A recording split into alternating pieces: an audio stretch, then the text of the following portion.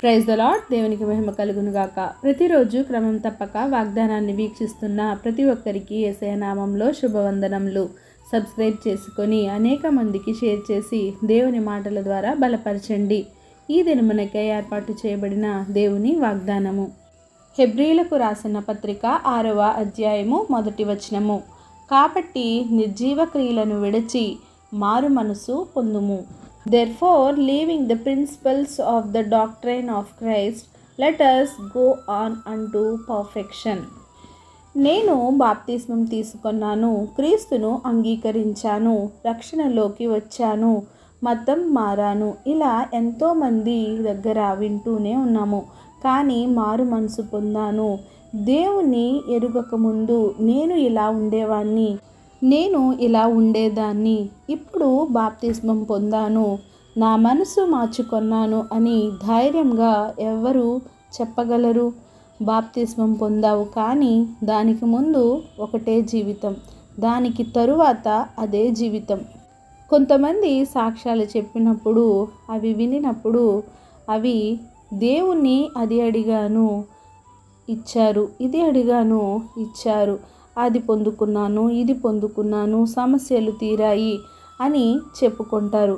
కానీ నిజమైన మారు మనసు కోసం ముందు నేను ఇలా ఉండి ఇప్పుడు మారాను అని గొప్ప సాక్ష్యంను కలిగిన పౌలు జీవితంను చూచినట్లయితే, సౌలుగా ఉన్నప్పుడు ఇంటింటా జొచ్చి పురుషులను స్త్రీలను ఈడ్చుకొని పోయి చెరసాలలో వేయించి సంఘములను పాడు చేసేవాడు.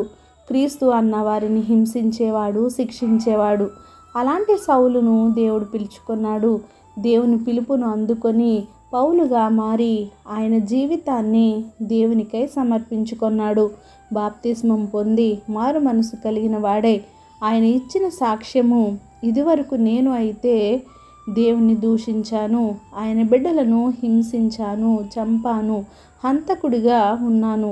ఇప్పుడైతే దేవుని కోసం ఏమంటున్నాడు? బ్రతుకుట క్రీస్తే, చావైతే మేలే. క్రీస్తు అన్నవారిని చంపిన వాడే క్రీస్తు కొరకే బ్రతుకుతాను అన్నాడు. ఆయన కోసం పోరాడుతాను అన్నాడు. ఏ స్థితిలో ఉన్నా ఆయన్ను నేను విడిచిపెట్టను అని అన్నాడు. నా ముందు ఉంచబడిన పందెంలో ఓపికతో పరిగెట్టాలి అని, ఆయన గురి వద్దకే చేరాలి అని, దేవుడు ఇచ్చు బహుమానంను పొందుకోవాలనే ఆశను కలిగి ఉన్నాను అని చెప్పారు.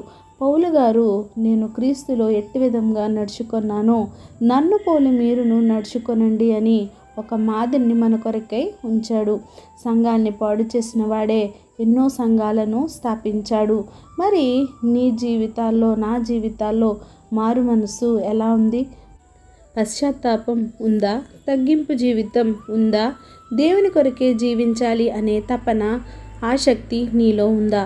పౌలుకు ఉన్న మారు మనసు మనమును కలిగి ఉందుముగాక. ఆమేన్. చిన్ని ప్రార్థన. అత్యంత కృప కలిగిన మా ప్రియ పరలోకపు తండ్రి, మీరిచ్చిన వాగ్దానమునకే వందనాలు దేవా. విన్న వాక్యాన్ని విని విడిచిపెట్టి వారంగా కాకుండా మా హృదయాల్లో ఫలింపచేయండి. అవును ప్రభువా, మాలో ఉన్న పాత క్రియలను విడిచిపెట్టి నూతనముగా మారు మనసు పొంది నీ కొరకే జీవించే కృపను మా అందరికీ దయచేయండి. నాయన, ప్రార్థన అవసరం ప్రతి ఒక్క బిడ్డని సమయంలో జ్ఞాపకం చేసుకోండి. నాయన, ఎవరైతే ఎగ్జామ్స్ రాస్తున్నారో, రాయబోతున్నారో, రాశారో అలాంటి వారందరికీ నాయన గొప్ప విజయమును దయచేయండి. మొదటిగా నీ రాజ్యమును నీతిని వెదికేడి వారముగా మమ్మల్ని ఉంచండి తండ్రి. సమస్త ఘనత, మహిమ, ప్రభావాలు మీరే చెల్లించుకుంటారని యేసుక్రీస్తు ఉన్నత నామమున ప్రార్థించి అడిగి వేడుకొంచున్నాను మా తండ్రి. Amen. God bless you all.